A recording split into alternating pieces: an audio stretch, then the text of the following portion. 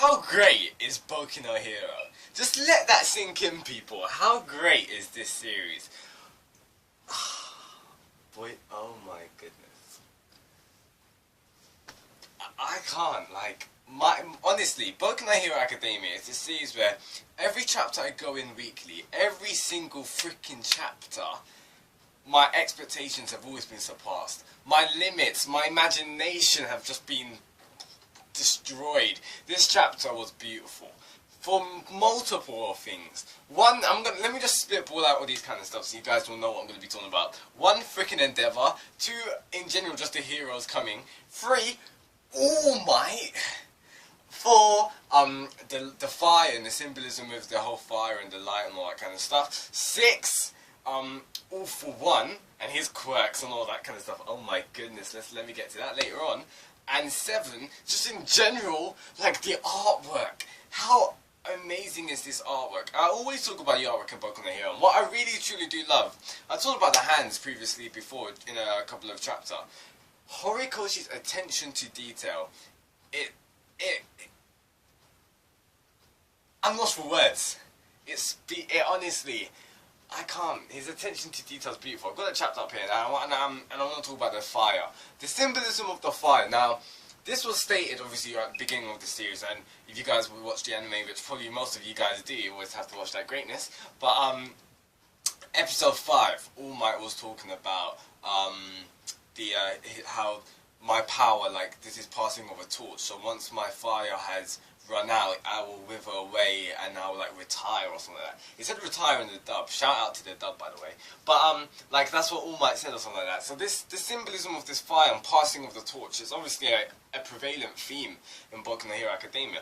But it's just like, it's so beautiful right now because, like, you're seeing it in this chapter, and you're seeing All Might, he's crowding around it, like he's risking his life so that this fire doesn't wind out. And the thing is, you can see this little ember which he's crowding around it as two things. You can see it from him himself, like his whole symbol of peace. This is his pillar. Or you can see it for Deku. And I'm seeing it for both, to be fair. Now, in this first page, on the first page of the chapter, it starts off with the fire, and like you see the wind, and it seems like snow or sleet is hitting at it, all this kind of stuff. But once I look into it deeper, it looks like a person. On page 1, it looks like a person kind of like kneeling down, crawling. I don't know what to get from that, because I truly actually don't. At first I was thinking, hang on, is that a person? Because now that you actually do think on it, it looks like it's a person and there's fire on his back. And the words are, this is what Shimura and Nana is saying, is remember your drive while you started down this path and let that memory carry you beyond your limit. So this whole thing of like carrying you and all this kind of stuff is obvious. It kind of looks like the picture. Now, this is what Horikoshi says, from the flames within, his master's voice resonates or resounds. Yeah, this... Obviously, he's thinking back, it's like a little flashback kind of thing. But now think about it deeper, guys, because in the tournament, Deku saw, you know, the eyes, and it was a whole Avatar kind of thing. Like, everyone's thinking, oh, is he going to be like in like Star Wars when the Force Ghosts come out and all that kind of stuff. You could kind of say maybe Horikoshi's kind of hinting stuff like that. I'm not sure. All I want, I really want to dive into that. This is what I love about Boku no Hero. People say this a lot. People say a lot about the characters. How there's a wide scope of characters, and how they all get a lot of limelight. They all get a good amount of characterization. That's true as well. There's also a lot just to dive into the series of Boku no Hero in general, with all like society. Now we've got all of this whole thing with the All for One and the past members, and are they like alive or something like that, or is like their spirit still alive, all that kind of things, all of that. So it kind of makes you interested, like, to dive into all this kind of stuff. And I feel like this chapter really did address a lot of stuff, and especially Endeavour. See, okay, now the whole thing, Endeavour's character, I know a lot of people disliked Endeavour. I personally wasn't on that boat. I merely didn't dislike him. I didn't like him or dislike him. He was just a neutral character for me. I thought he was great because he was a great driving force for Todoroki's character development, especially during the tournament, the tournament arc. That was awesome because that was very centered on Todoroki, actually. I think even Mr. Toshi even said it himself. Mr. Toshi said he wanted this arc to be Todoroki centered. So I'm glad that it all went according to plan. Now, Endeavour kind of gets a bit of characterization in this chapter, and he comes out, at first glance, you're thinking like, hang on, wait, is Endeavour still being an asshole like he always is? But he actually isn't. This is a bit of character development for our friend Endeavour. It kind of shows that he's got a bit of humanity to him, because when he comes out shouting, he's just like, what's that pathetic appearance, that pathetic form? He's not actually doing that out of, what's the word? He's not actually doing that out of hatred or like jealousy. He's kind of like, he's annoyed at himself. That's what you guys have to understand. That's what I got from this chapter. Endeavour's annoyed at himself because he looks at himself and he's just like, it's made me feel despair. And he looks through his life, he sees Todoroki, he sees Todoroki's mum, and he's seen like everything that he's done it just to attain this goal, like, and it's futile. Like he ruined his humanity, you could say. He really did stain his humanity, shout out to Stain, but like he ruined his humanity just by trying to get this goal, and he kind of sees the error of his ways. I'm not saying this is what's happened now, but I'm saying this is kind of like the starting. It's like the start. It's like the footsteps, like baby steps towards that characterization. That's what I really do hope for Endeavour, because I like Endeavour so much, and I'm extremely interested to him. Mainly, I wouldn't say ultimately, but one of the reasons is because he's number 2. So I want to see that level of strength. The fact that he took out all those no-moves, even though they were mediocre, that shows how strong he is. I really want Horikoshi to dive into, I want to see some feats. I want Endeavour to show some feats. He did spray a bit against All For One, I'll give you that, but I want to see more of Endeavour, because Endeavour, I think he can be a good character in the end. Although we shouldn't overlook what he's done in the past to Todoroki, to his children, I do think there's some humanity in him, and I do think amazing character development can come out of this. Now, I'm happy for the heroes to come. I didn't think this was going to happen. It was inevitable ever since, you know, All Might was proclaimed on, when they saw him on like the citywide block and he was all over, and he was, filmed. I did think that was going to happen. I'm happy that so many people are coming, and I still have hope. I'm a man who has hope for my boy, Best Jeanist. I saw Camille Woods come out to bring him out, and I'm just like, let him be alive. Best Jeanist is the real MVP. That guy's awesome. Even though we don't even know much about him, I freaking love him. The he's a beast. What he done, I still won't forget what he done. That gave me goosebumps. Either way, I really want to point out something about Camille Woods and Mount Lady. I've been realising the presence that they've been having, their increasing presence and their relevance to the plot. Now, I think that's mainly because of the anime, in my opinion, especially Mount Lady, because Mount Lady was pretty much the one who made Bakugo's rescue mission a whole success of what she'd done in, I think, 2 chapters ago, or maybe it was in the previous chapter, I can't remember. Either way, Mount Lady and Camille Woods, their presence have been increasingly popular ever since their popularity on the anime.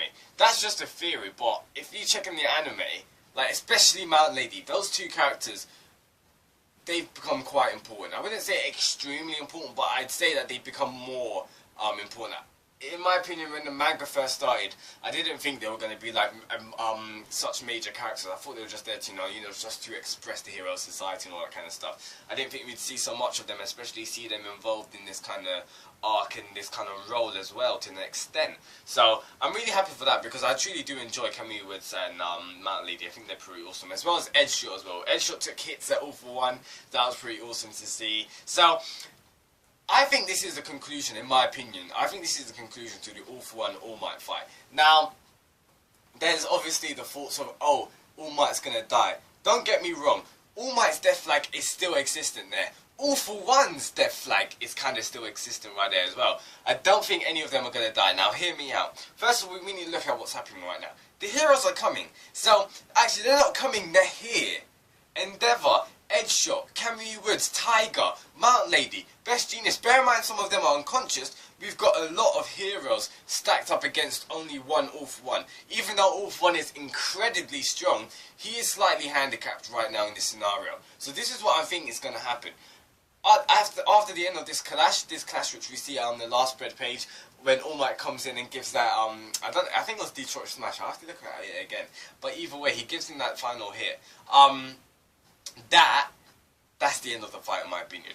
All for One's gonna retreat because he's smart. All for One is smart. One, he didn't really want his face to come out into the public, and two, his main option was actually just to take Shigaraki out of it. He didn't even want to fight All Might at the start. So I think All for One's gonna retreat. This is gonna be saving All Might's life, but the symbol of peace has died. I know, let that sink in. The symbol of peace has died. All Might's not going to be #1 hero anymore. In my opinion, I think it'll be Endeavour will probably get it. Judging by his appearance in this chapter and just by seeing what's happening right now. And just the whole significance on the fire. This is the last time I think we're going to be seeing All Might, doing heroics. And that's actually quite sad if you think about it. Because it's freaking All Might. Like, it's gonna be this is probably his last time, his last stand up against his foe. I don't think All Might's gonna die after the end of this fight. He can possibly die in the future. Now, if he doesn't, I don't think that's a bad ploy in Horikoshi, in my opinion. I think his storytelling, he's crafted it beautifully, where even if All Might doesn't die right now, it's still okay, because symbolically and metaphorically, All Might is dead. The symbol of peace has gone. One for All has pretty much left his body right now from this chapter. All for One even says it here. He says that All for One for All has left you. You've now passed on to Midoriya Iseku now. I'm going to talk about that in a second. But yeah, All Might is pretty much an end for All Might in my opinion. So I don't think any of them are going to die. I think in the next chapter we'll see the conclusion of that fight with All for One retreating and maybe the heroes doing something up. But we'll see the effects which it's had on society, the effects which it's had on the city, possibly deaths occurring. Because if you look at the damage, this isn't in a rural area. This isn't an urban district right now. We have a metropolitan city we're looking at. So there's obviously going to be deaths, there's going to be injuries, and all of that kind of stuff. So I really did enjoy this chapter. We got the flashbacks on Gran Torino. Seeing him in his younger age. He looks like, what is it? I can't remember the actor's name, so I'll just say Robin. He looks like Robin from the film. Which one is it? Batman and Robin.